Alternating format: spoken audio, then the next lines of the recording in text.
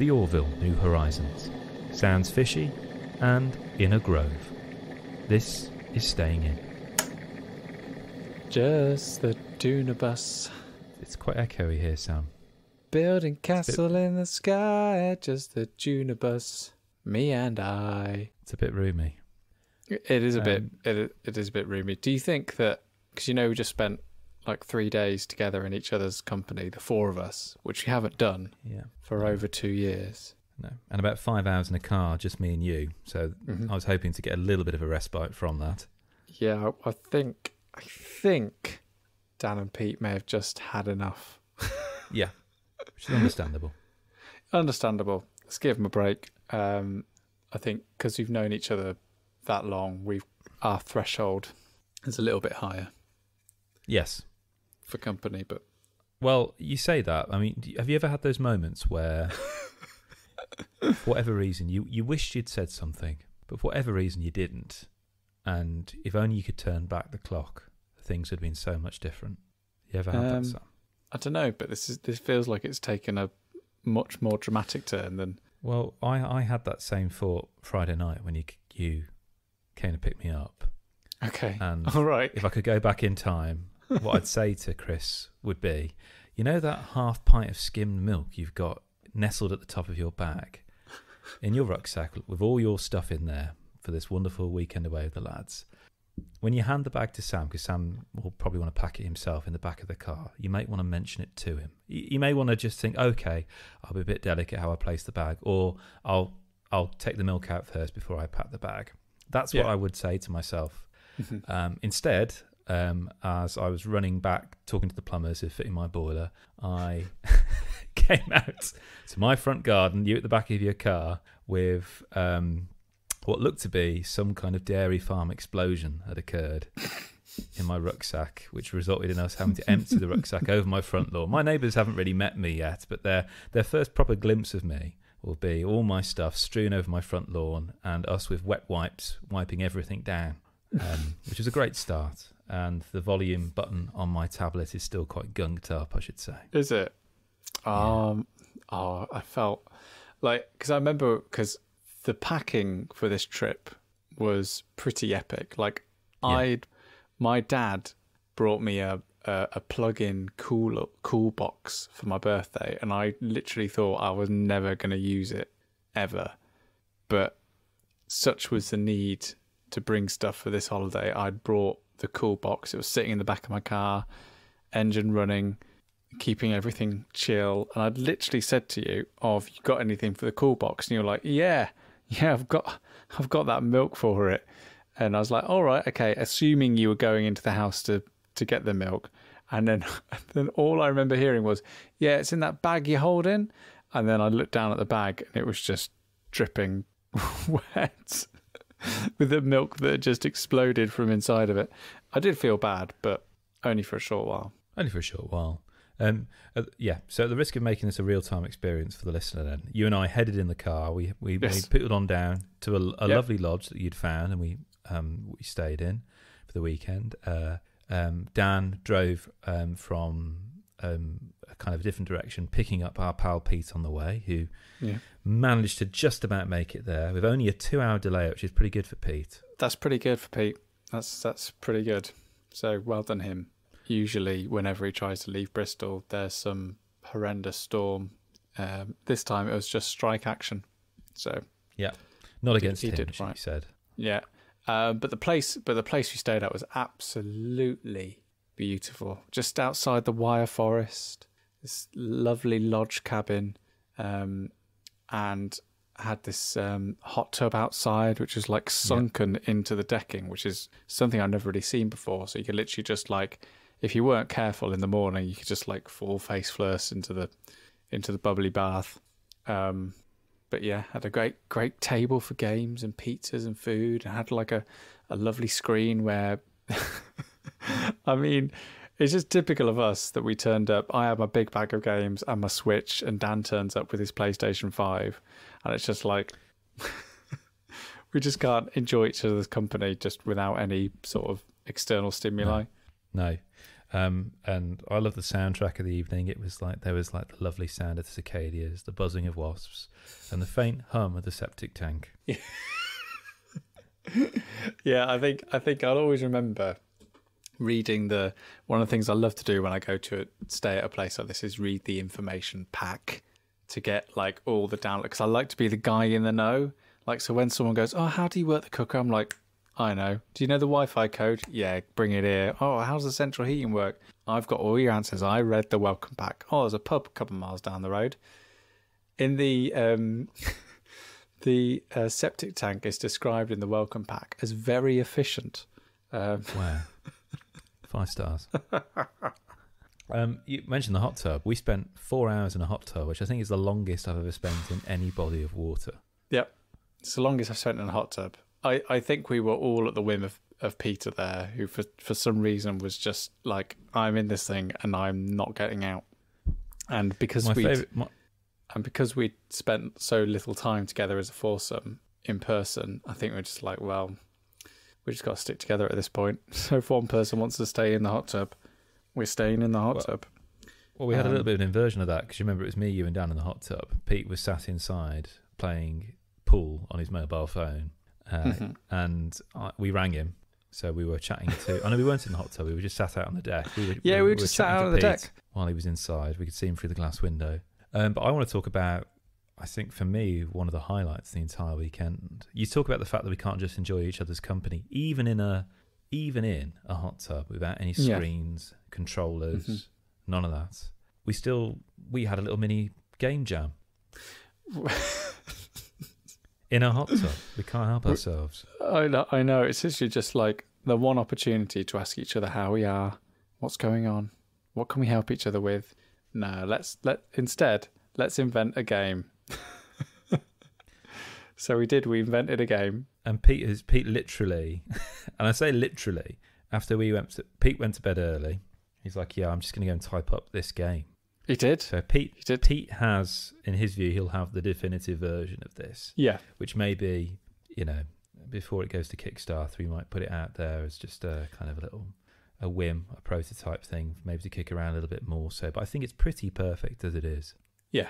And I think the main problem with our game, Kris, is that because it was invented in a hot tub and because the rules are slightly shaped around everyone being in a hot tub, it's something we can never package and sell to people.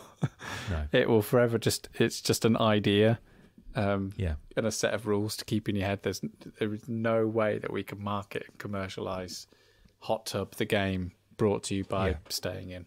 Or Hot Tub, no. Staying In presents Hot Tub the game. Yeah. Yeah, I think Hot Tub the game. Or Bubble Boys? No, that's Bubbly. That's the name of our company. That's the name of our... Bubble Boys presents Staying In presents Hot Tub, the Hot Tub word game. So Hot Tub is a little bit of a party game. So picture just the 4 of us in a hot tub, each in a different quadrant. For some reason, while we were playing it, you kept disentangling bits of the hot tub and they would float to the surface and we'd have to screw them back in. That's not part of the game. And if you don't want to imagine what our figures would look like in a hot tub, you don't have to. You can go onto Instagram and see the 4 of us in a hot tub. Indeed. And the game starts with one person saying hot tub, and we go... No, well, Kris, no, come on. The game starts with someone saying there is nothing better than a hot tub. Oh, right. Okay, so they proffer that from the beginning then. I thought it was the next person. So, so the next person then has to go, there's nothing better than, and they have to have a similar 2-word answer featuring one of the words from the previous Yes. clip. So they'd have to say, there's nothing better than a hot dog or a butter tub. I don't know. And then the next person, and it goes on and goes on and continues. And then we were spending ages, because we were drinking beer at this point in the hot tub. So I think we would probably come up with this game in 5 minutes if it wasn't for the beer. Mm-hmm. But we were struggling to kind of determine, okay, well, if somebody doesn't, we want to kind of like speed this up a bit. So we need to kind of ensure there's a time limit that somebody has. And we came up with this notion of the democracy of the hot tub. Yeah. Where if we feel Hot someone's tub taking democracy. too long, everyone puts their hands up, then there's a countdown of 5 seconds, and then they're out. Yes. Essentially. But primarily what happens is you wheedle your way down to 2 people, and then it is literally like a tennis match back and forth across the bubbles. Yeah. Yeah. So if you can't think of a word to carry on the chain, or you run out of time, then you're considered out.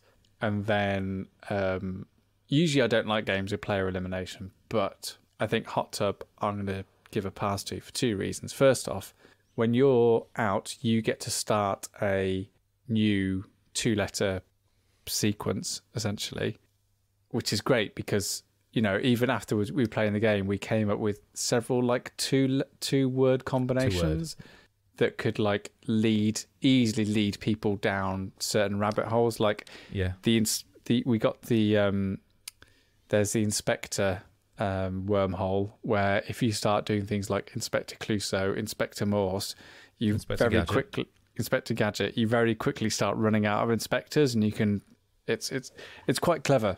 There are ways that you can play Hot Tub to actually manipulate and force people to really get thinking about the words, or you can just make it easy and just say hot dog or whatever. So that's good. I like that. And also, if you've been eliminated from the game, you can at any point get back in if you're able to say what the original 2-word combination that started that round was. So on the first round, if we started with hot tub, if at some point someone said bathtub, you could jump in and say hot tub, and then you'd be back in the game because you were able to say the original 2-word phrase again. Yeah. So we wanted to create a game that would play really, really well in a hot tub. You wouldn't need to bring anything else to it. Nope. Other than yourselves and the usual accoutrements of a hot tub.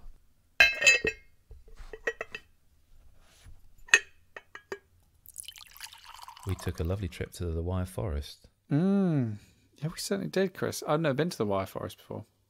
Oh, I've been there loads, as I bored you mercilessly with as we were driving there. I went there loads as a kid because it's not too far from where I grew up. And we did a nice walk around there, and then we clocked Go Ape.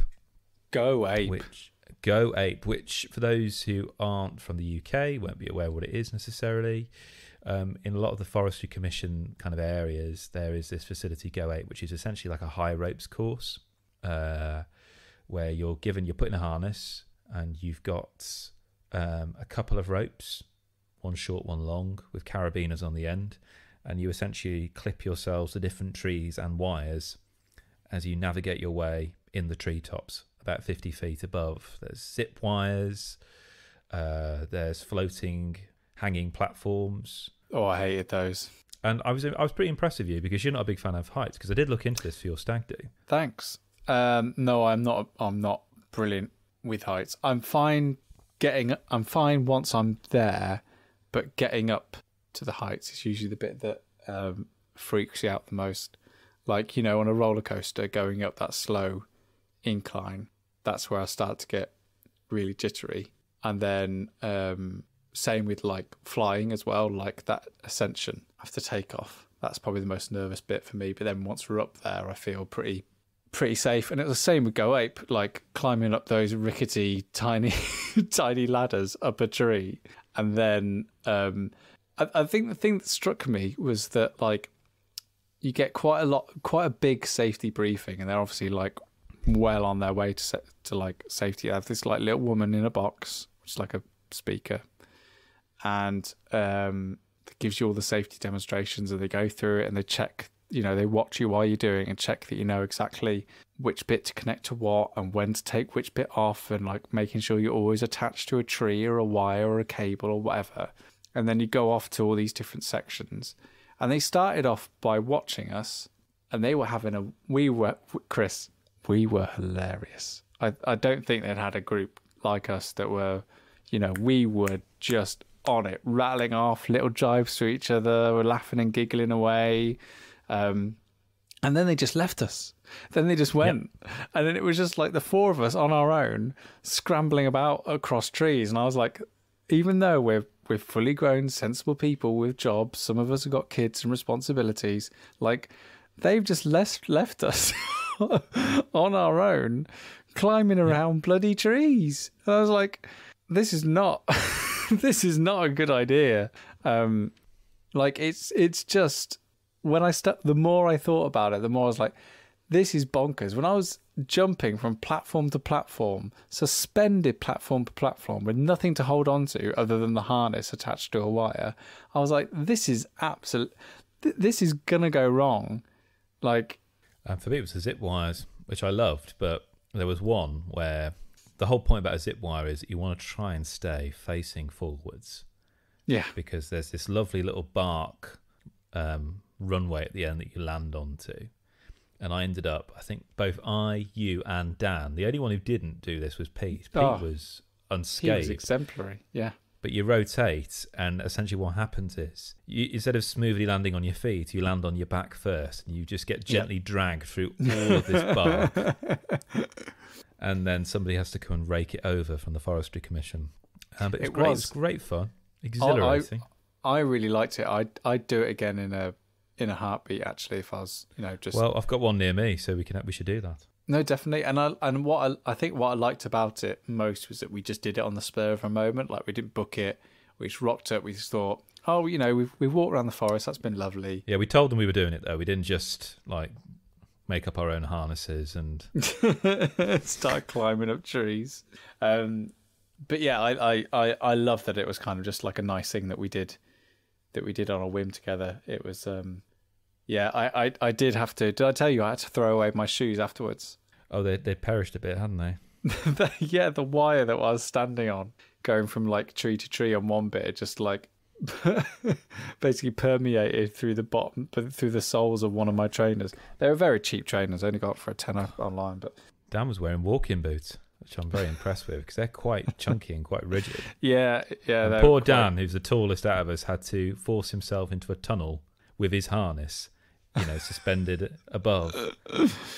Oh, crumbs! It was great. It felt like a real, I think what was great about it is it felt like a real achievement. I don't know, it felt like we'd really conquered something, because there's a part of you that starts to get really convinced that you're incredible at climbing trees, and like, yeah, I could live like an Ewok. But then you quickly forget that the majority of the work is being done by this harness and clip and pulley system that you're attached to. Like, you don't have to balance at all. It literally keeps you upright. They did cut that scene where they get that safety talk, prep out for Return of the Jedi, where they're all down at the bottom. There's an Ewok holding a Bluetooth speaker. But Kris, you were like Legolas on snow, mate. You were just... Well, I mean...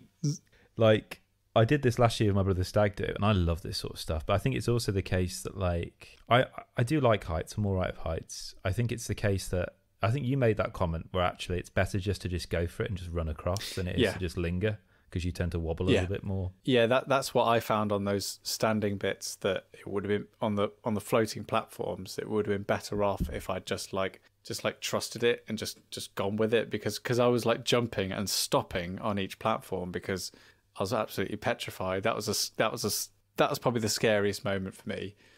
Because I was jumping and stopping, all the platforms started to wobble, which made it actually more difficult to get to progress to the other side. Whereas I should have just leapfrogged it and actually got momentum, so I wouldn't have felt that wobble as much. I remember afterwards, I showed you my my Fitbit for that day, and there's a wonderful section in the middle of my heart rate monitor which is just in the orange, and it's just you can look at it and go, guess where I was up when I was up a tree.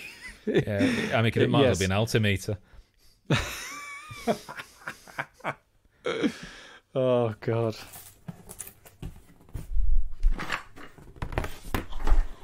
Yeah, really good fun though. And what I really quite like, and it is often the case, and we always knew this going in, that we took a load of games. I took a crate, you took a big bag, the one you took to Aircon. Dan bought his PS5, you bought your Switch. We knew we weren't going to play everything, but it was just nice knowing that there was this choice there. But that's my philosophy with games tends to be, I used to be a lot more I'm bringing the games and I want to play them. But now I'm a lot more. I'll just bring games, and if they get played, they get played. If they get not, I'd rather them they be there than think, oh, I wish we had X, Y, and Z to play. We didn't play any of the big boxes that I took. The one game I really regret us not playing is Switch and Signal. I should have maybe forced our hand on that bit. But we did play a lot of Inner Grove. Oh my word! Yeah, we need to talk about this. From Oink Games. Oh my word! It's very rare that there's a game that most of us just take to. You and Peter played this already before? Yeah. We'll talk about it on a podcast in the future. But we've been playing Let's Play Oink Games, which is like a digital version of some of their games, which is on Switch and Steam, and it was on there that we played Inner Grove for a first time, and we loved it so much that I then bought a copy, and then I played it with you as a 2-player, which as a 2-player surprisingly works very well. Did. And then we brought it on holiday, and it's such a nice game to play and to introduce to a variety of different people, because board games not really Dan's big thing. He said it before on the show. It's no big secret. But I think he really enjoyed it, and I think one of the reasons for that is that the game is very clearly set out and makes a lot of sense just by looking at it, what's going on. The tactility of the game is exceptional. Like the pieces, it's like almost like they're made out of almost like this Bakelite style plastic, which really gives them a heft and a weight. They're almost like sort of like poker chips, so it's great just to like touch and feel. It's like finding the nicest, smoothest pebble on a beach. Yes, it's gorgeous. How the game works is, the game is also an easy way to sell to people. It's essentially you're playing detectives and you're trying to solve a murder. And it's like, right, brilliant. That really clear cut idea of what we're going to do. So you have 3 people in the middle of the table. These like 3 sort of armless figurines, and they're the suspects. Then you lay one person underneath them, and that's the person who's been killed. And every time we set up this game, I remember like, someone's been killed, and then you point to someone around the table and be like, how did they die? Which is quite made us laugh. And then you hand everyone around the table another figurine, and they get to look at it, and then they get to pass that figurine round to the left, and then you look at the figurine that you've just been passed. And on that figure will be a number from 2 to 8, or depending on the player count, it might also have an X on it. And once you've looked at the 2 figures that you've been passed, whoever was first on the scene then gets to choose 2 of the 3 figures in the centre of the table to look at. So you look at them, see the numbers, and put them down. And then you take a token from your little pool of tokens and you put it underneath which figure you think killed the person. And how you determine that is by putting it underneath a figure that you think has the highest number out of those 3. There is a twist. If there is a number 5 present in one of those 3 figures, then the person who killed the unfortunate figure will be the lowest numbered figure out of the 3 suspects. And so the game passes from player to player, all putting tokens down, and sort of like second guessing what each person has, like trying to deduce from what information you know and what people have put in terms of tokens down on the tables, like if you can like guess who the murderer was. And then there's the grand reveal. Everyone's in the parlour, Poirot walks in, and then you can turn over all the figures and see who's the person with the highest or lowest number if there's a 5, and then there's penalties for people who got it wrong, and then everything else, and it's just so snappy for a deduction game, which small box. In a small box, like games like this can sometimes tie themselves in knots by trying to get overly complicated. Like when I was looking up rules for Inner Grove, one of the earlier versions of it had a variant where the first player on the scene could switch figures around as well, so they could the person who'd been killed, you could switch that for one of the suspects in the lineup. I was like, oh, she's just getting. There's something so nice and simple about this original sort of setup, which makes it such a speedy and intriguing deductive experience. Yeah, it scratches those itches that I get around One Night Ultimate Werewolf, Love Letter, for example, Masquerade. But whereas Masquerade and Werewolf can get overly complicated because you're dealing with all these different roles that each have different qualities, there's none of that here. It is probability, but at its core, but with just enough of uncertainty to make it, you're never fully sure until you get the final reveal. And that's what I love, particularly when you've got to a situation where not everyone has put a voting token on the same figure. It's like, well, hang on, what does Sam know that I don't know? And I can see people weighing up the probability in their head because obviously they know what they've seen prior to this in the dealing phase. And so those little wrinkles there can be just enough. Are they bluffing me? Am I not? I don't know. To kind of make it a very, very interesting experience. And you're playing each other as much as the game itself. And it's a bit like when we played Parade, where on the face of it, it's like, oh, you do this, you do that. But actually, the more you play it, you discover games within games, as it were. And yeah, I'm buying this, definitely. Really? Oh yeah, definitely. The moment you and I played it, I thought, yep. Because I really love those lovely little micro games, those filler games, which, you know, I think the more big, bulky brick games you buy, the more those mortar games you need to fill in the gaps, really. Interesting. And I realised that I've skewed a lot more to those big, bricky games which don't get to the table very often, whereas something very small and light, I go, okay, bring this out, boom, boom, boom. Perfect. Particularly this time of year when, you know, people might be on their holidays whatsoever.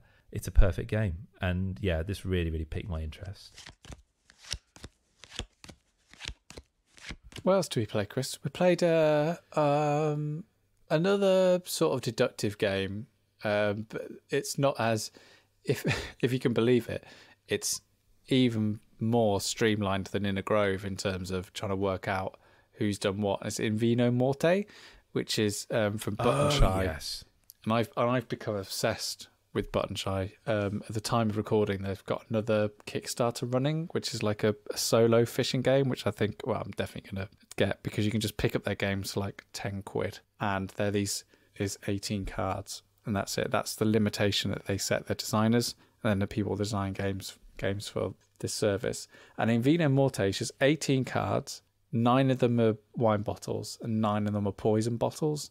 And one person plays the role of the dealer.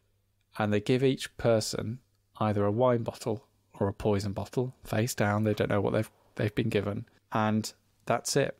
The only rule they have to follow is there needs to be at least one wine bottle and one poison bottle on the table given to someone. And then the game begins. And on your turn, you either drink what's in front of you, so turn over the card, or you swap your card with another person around the table. And that is it. And it's... I think 4 people is probably the limit where it just about works. But the game goes up to 9. As a minimum, sorry. As a minimum, yeah. I think anything less than 4, it's... I don't think it actually works. Less than 4 would be pretty pointless. But 4 as a minimum, it just about works. And I think what we enjoyed about it most was the thought of playing it with more people. Because it just, from a very simple concept, the amount of times we just weren't doing anything but just looking at each other in the eye and just being like, right, what do I think you've given me? Right, you're the dealer, so you've probably given yourself a wine bottle because you don't want to be killed on the first round, but have you really given yourself a poison bottle thinking that I think that you've got a wine bottle, so I'm going to switch and therefore give myself and the amount of like... it's sort of like the knots that you end up tying yourself into based upon no information whatsoever. Just how well you know the other people around the table is incredible, and it's wonderful. Yeah, I can imagine it being a really fun experience to play with people you don't know as well. I think that I think I don't know what it'd be like. You know how sometimes you get that with those kinds of party games where you'll get a few people who know each other really, really well, and like some that are kind of on the outside, and that can be quite polarizing. There can be a bit of a schism there, particularly in games, say like Dixit, for example. I can imagine that being quite a challenge.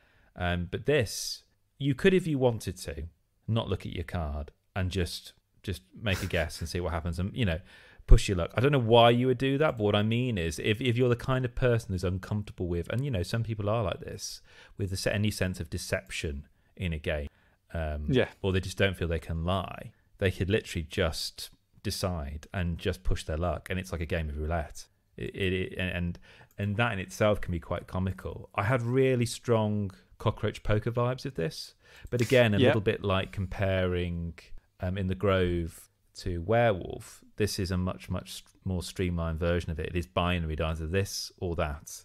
Yeah, and absolutely. The pleasure for me was trying to internally predict, okay, he would have done that, but he knows that I think he'll have done that, so would have done this instead. Yeah. And then trying to, okay, well, hang on, they swapped cards already with that person, so what is that now if they've done it? That I loved, genuinely. That was great fun. And yeah, they've done it again, Button Shy. I think it's a very simple but very elegant game.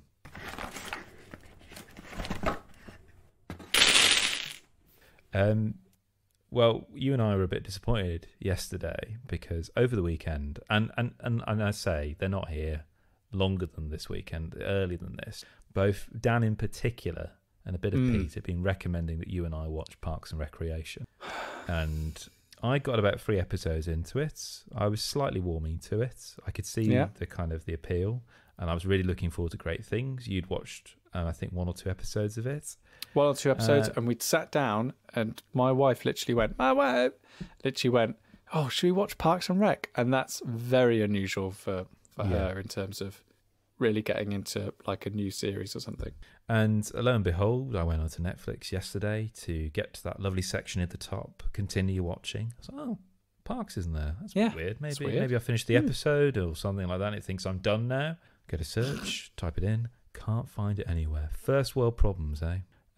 So that's it. So no Parks and Rec for us. Now it's gone to Peacock. But can you get Peacock in the UK? You can. I don't think it's there yet, but I assume that it will be there shortly. Right, but it was just the timing of it. It was just like, Dan had been going on about it for ages, and Pete was on board, and they were yammering, blah, blah, blah, blah, blah. Isn't it great? Like, best sitcom I've ever seen.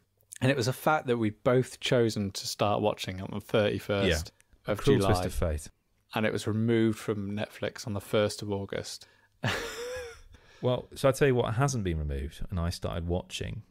And we talked about this a little bit in the car, and it was a kind of, and I hate the expression like a guilty pleasure, but it was a kind of a guilty secret, really, because I was watching a television series that had been created, and in its new series actually directed by Seth MacFarlane, who, I think of Seth to some degree it's understandable. I think of Seth MacFarlane as a kind of a figure that makes kind of quite immature content, and I associate them with our days at university where, you'd be watching Family Guy and then, there's American Dad, and I never watched any of their live action stuff, but I always associated them with stuff that was quite biting but a little bit puerile, that was very much of a time that I felt like I'd kind of grown out of a little bit, really. And that's not to say I don't laugh at that stuff now. I'm not trying to whatever, but and I saw this trailer back in 2017 for this series called The Orville, and it was a Fox trailer. It was on, and it was like, guitar music. It looked like Star Trek, but there was like everyday kind of more naturalistic speech of like the 21st century. Swearing. You can say it, Kris. Yeah, swearing and stuff like that. And I thought, okay, right, this is going to be a bit like, and I never saw the film.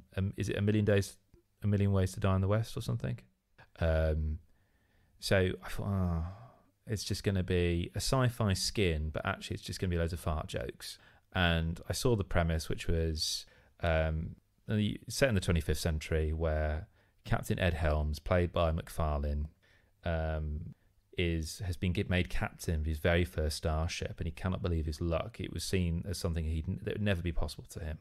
The caveat is that his second in command, is his ex-wife, oh, hilarious. And I was like, okay, right. So that's the angle they're going for. So it's going to be what? I don't know, perhaps some misogyny, sexism whatsoever. I don't know, really. Inappropriate humour whatsoever. No, thank you.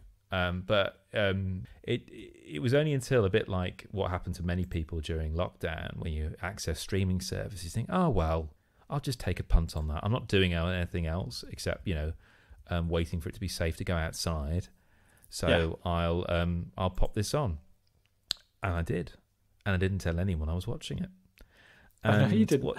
What's really interesting about this is that I believe there is a very secret underground group of people that have all watched and all love the Orville, like I do, but don't speak about it because there is, I think, this perception. And MacFarlane talks about this. I was literally listening to an interview of him yesterday because I find it quite paradoxical, because here's a person who, on the face of it, I shouldn't really like, because, well, maybe I should. That's a bit of a strong thing to say, but maybe the person I pictured based on the work they created, a la Family Guy and American Dad, wasn't the person that I've seen being interviewed. This person who grew up on American musicals and has a real love for cinema, the magic of cinema and the magic of Hollywood.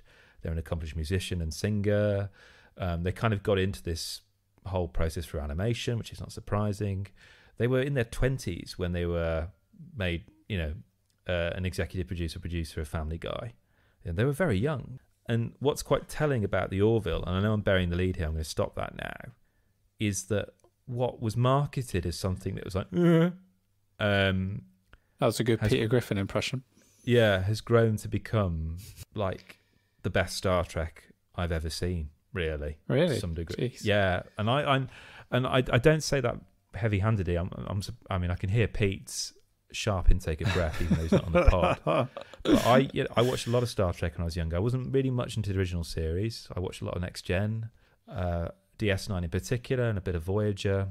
Have you watched any of the new stuff? I did watch a bit of Discovery, but I didn't really get into it. It went down a road which I really liked, and it's fresh, it's new, it's contemporary. But I think for whatever reason, I just didn't stick with it. And I think perhaps, to some respects, the Orville, the look and feel of the Orville isn't particularly groundbreaking. It is very much like the Star Trek of old. So it has that Star Trek thing where each episode, it's chronicling this ship, its crew, as they explore new worlds. And with season 3, which is the new one, which has shifted from Fox to Hulu, being more focused on the political relationships and stuff between the kind of the races of this world that they've created. Yeah. And as usual in true Star Trek fashion, each alien race has a kind of a crew member represented. So you kind of see that the ship becomes a microcosm of that, really. And I'll tell you one of the things that I really love about this series. It's grown up. So the first series, there's some there's some gags there, but it's actually it's a comedy drama.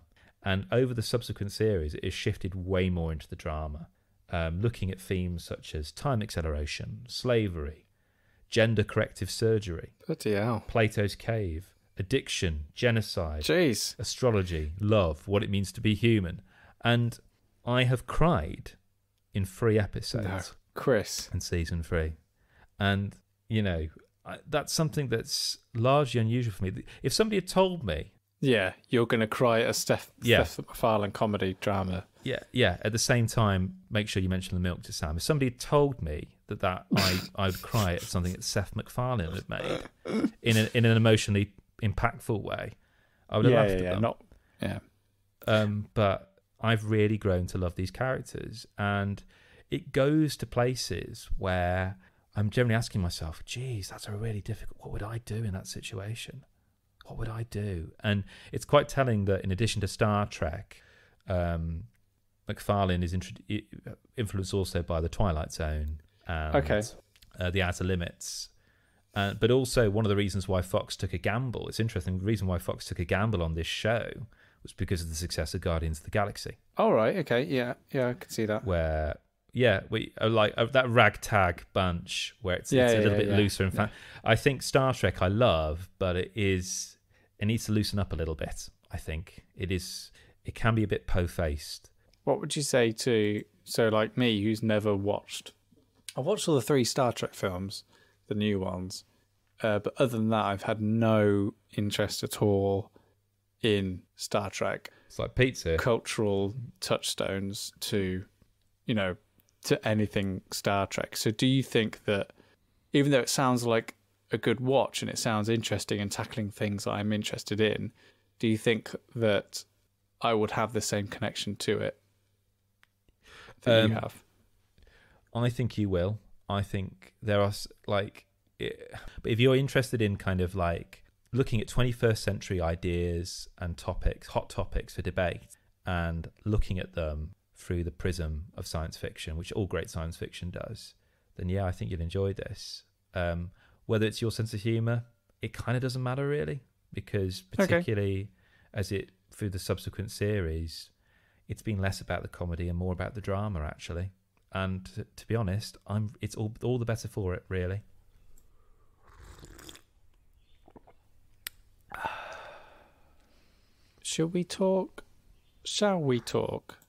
Let's talk. Let's talk about Sounds Fishy. Right. Bring it back to the holiday. Sounds Fishy was a game that was the only game that we could play in the moment. It was a perfect game for the moment. And I think we had a wonderful time playing it for a number of reasons. First of all, I think it's a pretty decent party game. Second of all, due to circumstances that I will now explain, it was the only game that we could play whilst all lounging on a sofa rather than sitting around a table, because for whatever reason, Peter Willington had decided to eat his pizza in a very unusual way. And, I don't want to cast judgment upon him, but... Well, I think you are. Well, I'm going to try not to. Eat the pizza however you want, Kris. Do whatever you fancy. But I think if you choose to eat a pizza how Peter ate it, then you've got to live with some of the consequences. Yeah. Do whatever you want to do, as long as it's consensual between you and the pizza and all the numerous sauces that he put upon it. Yeah. All the halloumi fries that he put in between pieces that he then cemented on top of each other and then ate like a pizza sandwich. Yep. Do whatever you want, but be prepared to suffer the indigestion afterwards. Yeah. No, agreed. Because we knew we were taking bets basically on how long it would take for this indigestion time bomb to explode in Pete's stomach as all the sriracha sauce and garlic and herb sauce and halloumi would just finally unravel itself. And that's why you want a very efficient septic tank. So it's just like Peter was just like, I can't sit at this table. I really Pete was beached. He was absolutely beached. We just basically like escorted him to the couch and like just lay him down. And I don't think he was really in the mood for FIFA. So instead we played Sounds Fishy, which is a brand new game. We were sent to it kindly by the wonderful people at Big Potato, who have a strong legacy of games that they've sent us and games that we've spoken about of theirs on the podcast that we've enjoyed pretty much all of them, I think. Oh, yeah. And this was no different. So how Sounds Fishy works is, I don't know if you remember when we spoke about snakes earlier in the year. Yeah.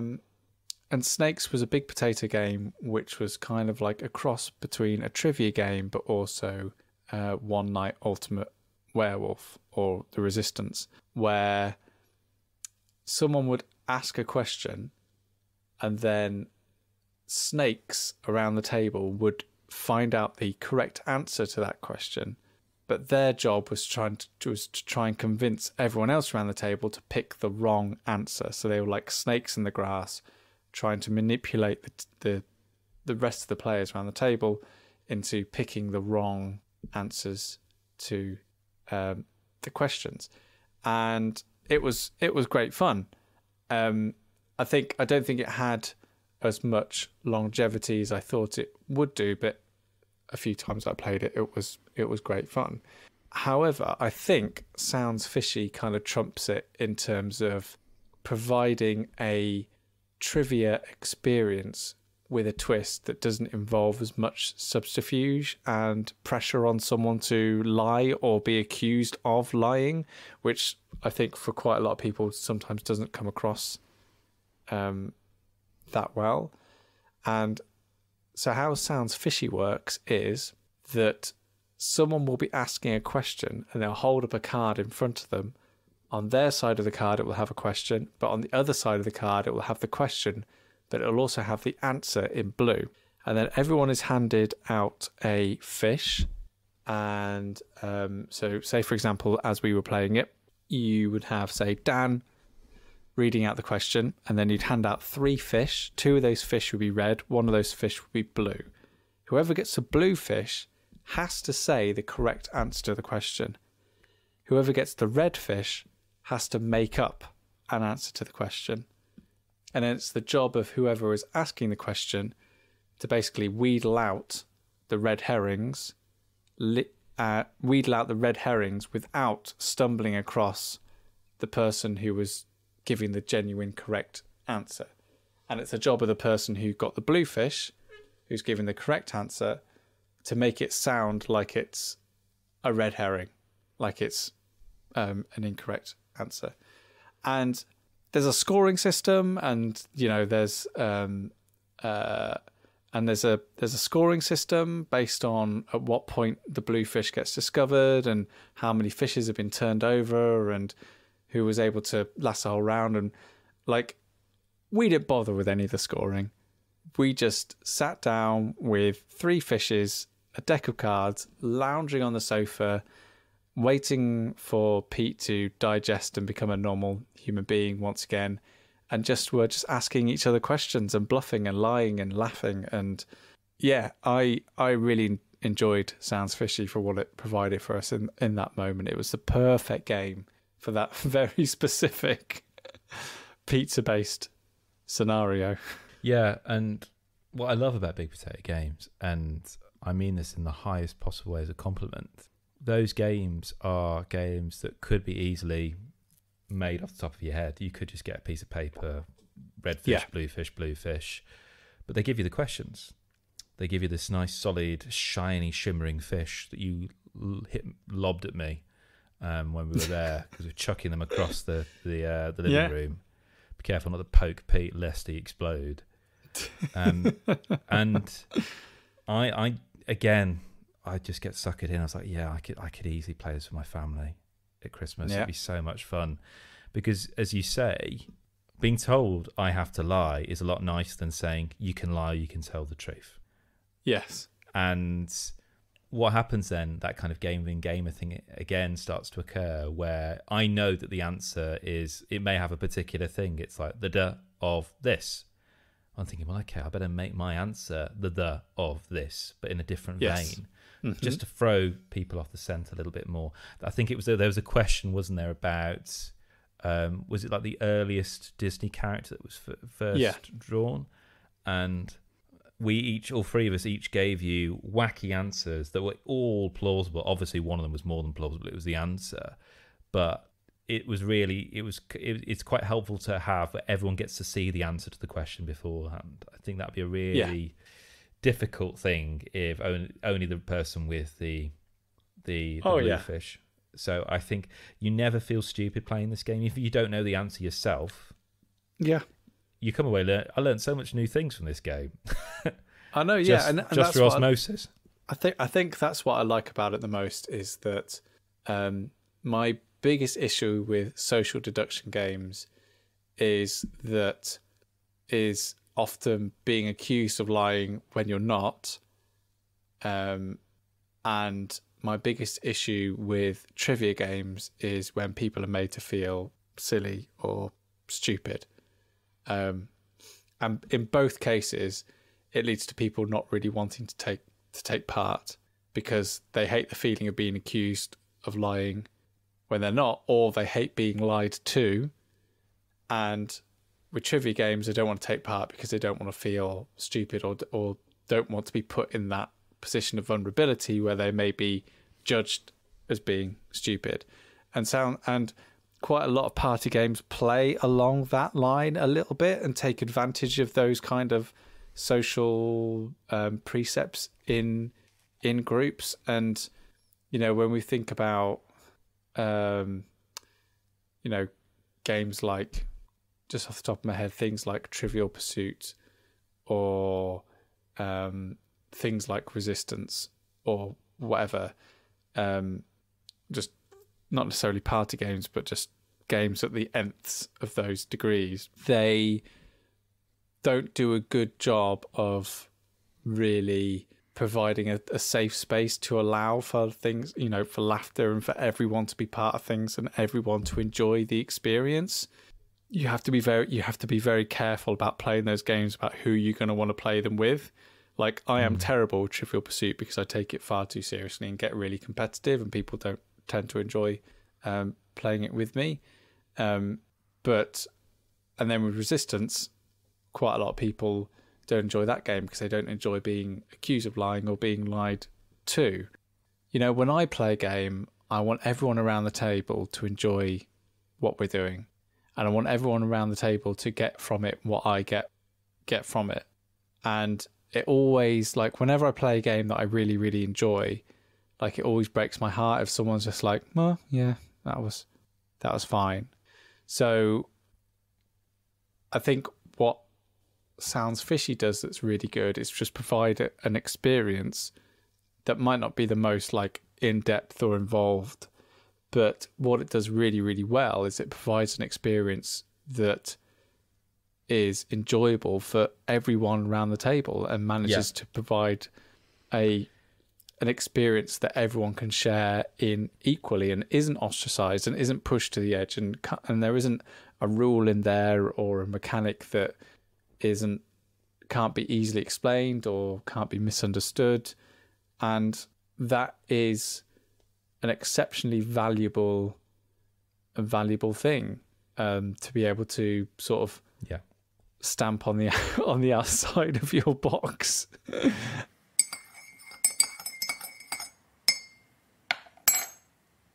Well, I don't know about you, Kris, but it's getting. I think this is it. I think we've reached the limit of our capacity to be in each other's company. Yeah, I don't know. I mean, are you at the capacity yet with me? What, in general?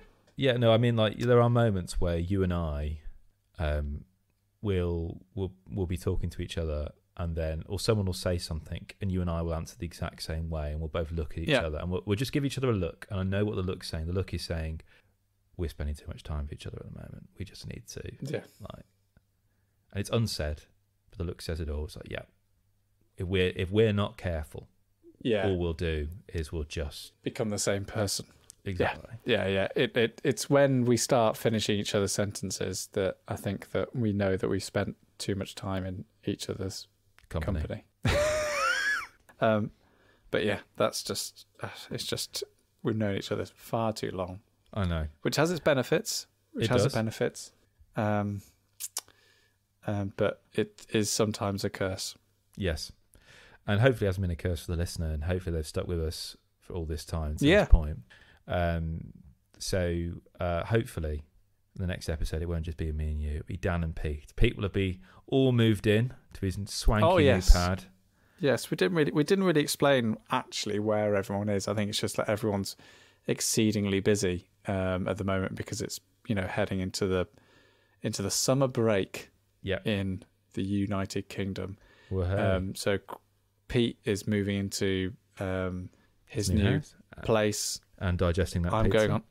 Yeah, it's still digesting the pizza. I'm going on holiday in a few days' time, so this is kind of like the only time that we could squeeze in recording, really. So that's kind of what happened. But thank you for sticking around. And if you want to if you want to see us going ape, and if you want to see us in a hot tub, that you can actually see the picture of us on the night when we invented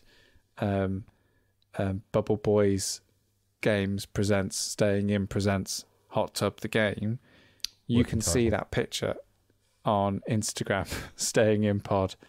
And you can use Staying In Pod on Twitter and Facebook if you want to follow us every single where that you would like. And on any of those platforms, you're welcome to send us a message, send us a DM. In fact, we got a DM whilst you're on holiday from someone asking us about the family gaming, taming gaming website we talked about eons and eons ago on this show.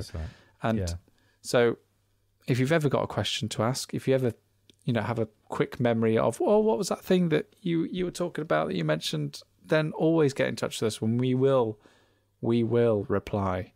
More than happy to.